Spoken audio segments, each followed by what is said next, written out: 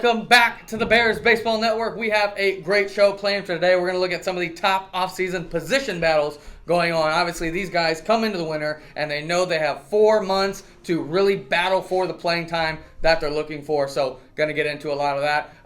BWL, Week 5 is this week, the halfway point right before Christmas break. So, we will break down all the action from the first half of BWL on our next BBN show. But for today, let's talk about some off-season position battles.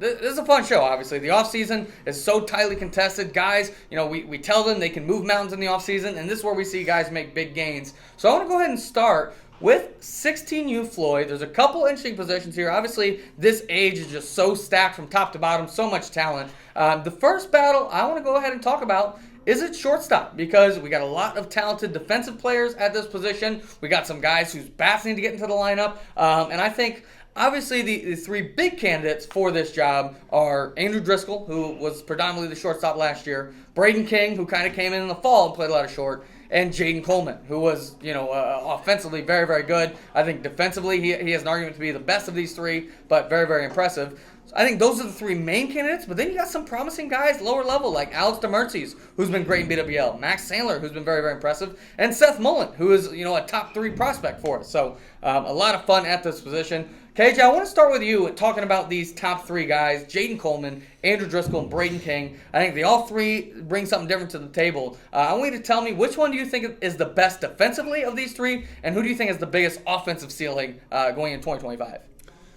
Yeah, I'd say the best defender from those three is Jaden Coleman. He's very smooth in the infield. He's got a really good arm.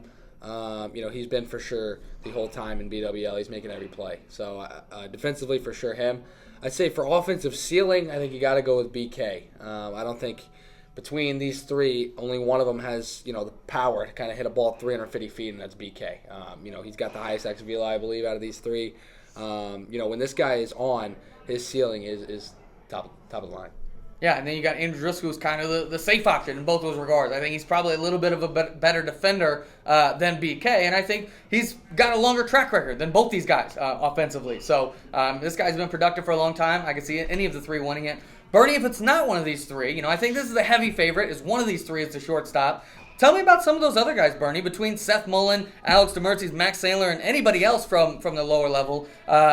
Which of those guys do you think could, A, make that Floyd roster, and B, potentially break in the starting lineup? Yeah, with how good his 2024 is, it's hard to bet against Seth Mullen, man. This guy flew up the prospect rankings. He's had a pretty good offseason as well. And look, this guy's a very good defender. I think he's kind of a high floor type bat contact-wise, but maybe he can develop some power. I think that's kind of his next step, to where his defense is already there, the contact's already there, right? Just how much power we can develop. That shortstop position, I think, is the most unclear position for the 6U Floyd squad, but a position that on paper is very, very clear with so many top guys, but there's so many up-and-coming guys who want to get in there. I did want to bring up the pitcher position battle, because obviously you're only going to have 4 5-man rotation. There's already some very established pitchers on that team, but there's some big-time arms coming up. And Bernie, I want to start with you here. When you're looking at the guys on Driscoll, the guys on Latrenia, and even some guys who didn't get a lot of opportunity on Floyd, there's some guys who are hungry for some innings, Bernie. So the 5 I have written down: Nolan Chilton, Aiden Page, Lucas Perry, Ben Combs, and of course Braden King. These 5 guys are all hungry for innings. Of these 5, Bernie, who do you think is the most likely to really get a big amount of innings in 2025 for the Floyd roster?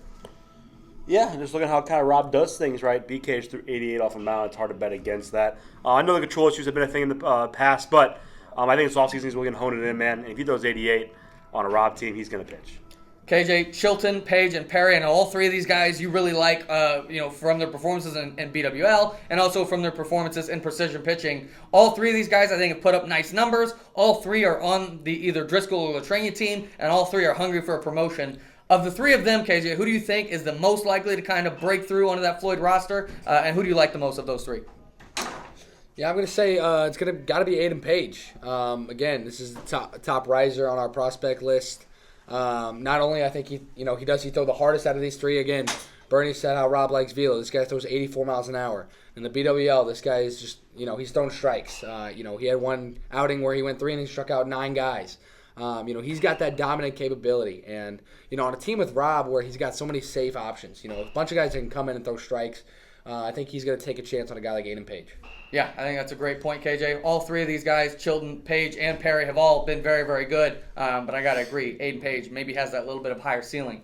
Let's move down to our younger team, starting with 13U Burnsville. And Bernie, obviously this team, probably the biggest step forward of any team from 2023 to 2024. Now you're looking to kind of maintain that dominance, looking to get in that 60-win club. And really the clear, maybe not weakness, but like the most interesting battles here is for the two infield spots, second base and third base. I think Harrison Blabaum kind of projects to move back to first base this season. Obviously, you got Alex Vo playing shortstop. I think the other two positions, you got a lot of guys who can kind of fill in there. So I want to start with you, Bernie, since it's your team, but some guys I'm really excited about. You got a guy like Garrett Perkins, who I think has had a monster winter. James Rogers has been very, very good this winter as well. And Connor Sutherland is a guy we really, really like a lot. And then you got the more established guys. Obviously, Owen Lewis is going to play second and third when he's not pitching or playing short when Vo's pitching. And then you got Kenny Douglas, Connor Kennedy, some other guys who fill in.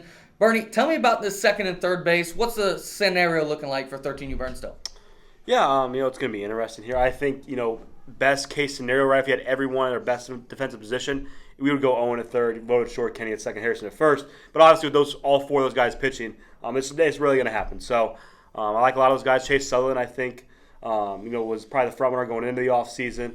James Rogers had a good offseason, right? A lot of these guys here that I don't know if like even in the season there's going to be a clear winner, but a lot of guys are going to mix and match here and get some different chances. Okay, you have the three guys who maybe are a little bit unproven. James Rogers, Chase Sutherland, and Garrett Perkins. Which of those three do you like the most to kind of steal some playing time going into next season? Yeah, like you said, Garrett Perkins had a monster winner. I think out of those three, this guy does the most offensively. Again, this guy's got top of the lineup. He's got some pop. You've seen this guy play this winter. He's got some pop, and he's really taking that step forward. Yeah, he's been very, very impressive in the BWL. James Rogers, Chase Sutherland, both having nice off seasons as well. But I agree, KJ, Garrett Perkins, he's got really that big-time ceiling.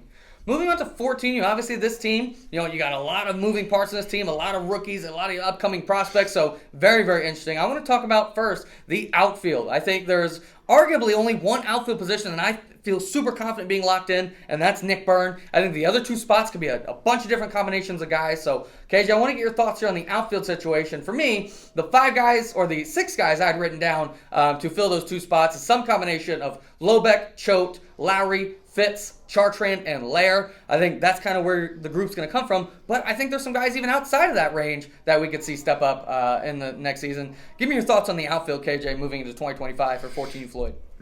Yeah, I think at the end of the day, it's going to be the 3 best hitters out there. I'm kind of one of those coaches. I'll sacrifice some defensive misplays for some, big offensive numbers. So, it doesn't really ever work out on my team where I got a defensive guy only playing the outfield.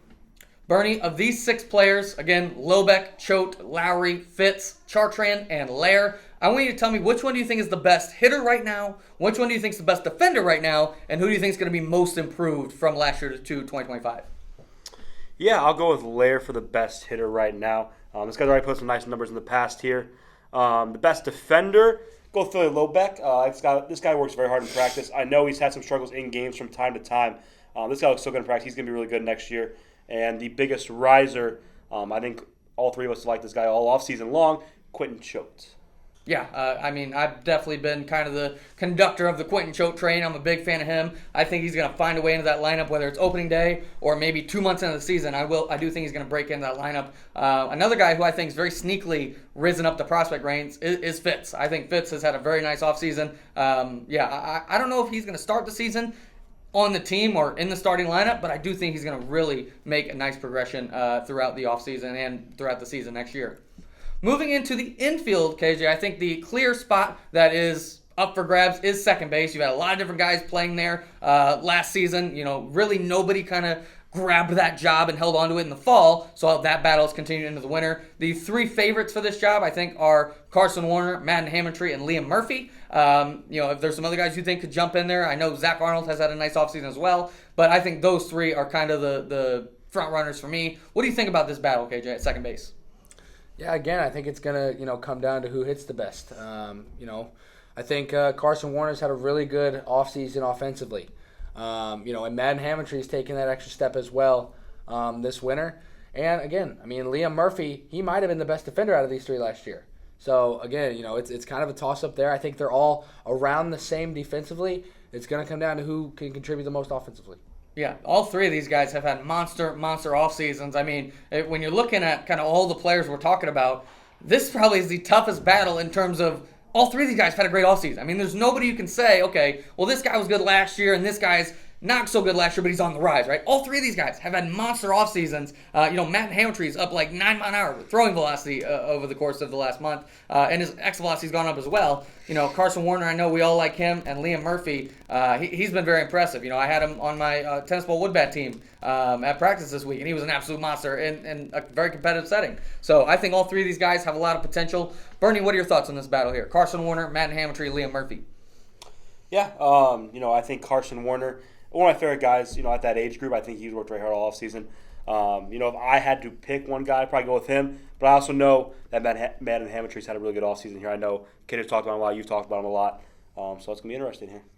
Moving on to 15U Floyd, I think other than first base with Lucas Wilburn, I think the rest of this infield is kind of up in the air. I think there's so many combinations, kind of like the 16U pitching battle. It's not necessarily that guys are losing their jobs. It's just that there's so many guys who are looking for playing time. So I think you got Wilburn at first, and then when you look at the rest of this infield, it's going to look something with a combination of Connor Comiskey, Mason Geddes, Evan Lancaster, Parker Wilson, Dylan Graham, Logan Payne, and Don Palucci. I think all these guys have kind of had their moments. I think they all have their strengths and their weaknesses. Bernie, if you were to, look at a infield of the best three defenders, who would you make? What would your infield be, Bernie, if you just talking about defense? So you got Comiskey, Geddes, Lancaster, Wilson, Graham, Payne, and Palucci. If you had to make a defensive infield, what would you make? Do we do positions too? Yeah, third, short, and second. Okay. I'm going to go with Evan at third, Mason Gage at short, Conrad at second. Mason's been the guy, I think, last year. I don't think he did anything to lose the job. I think he's still one of the best shortstops we have here. KJ, if you were going to make an offensive infield between a second baseman, a shortstop, and a third of this group, what would be your offensive infield? I would stick with Evan. Actually, I'm going to go Evan at shortstop. And then I would go with Logan Payne at third. And then I would go with Dylan Graham at second. I think those three give you the best offensive output. Yeah, I was going to say Dylan Graham has had an absolute monster BWL season. I think this guy needed to fill a role in the fall, and he did a great job of it. And I think he definitely has not done enough to lose the job in that regard. Connor Comiskey, we talk about him. He's an upcoming guy as well. But I think this infield go any which way. Another guy who I think I agree with your defensive infield, Bernie, but another guy who's put on an absolute clinic defensively in the BWL has been Parker Wilson. I think he's maybe the weakest hitter out of this group right now as we talk today, but I think defensively he is definitely of that caliber to be a starting player. So many more battles will be decided over the offseason as we keep going. We got the rest of December off for Christmas break, so we'll put all those battles on hold and hope everybody enjoys their holiday. We do have BWL Week 5 coming up this Saturday, so be sure to go out and check that out. But that's going to do it for this episode of the Bears Baseball Network, and we'll talk to y'all next week.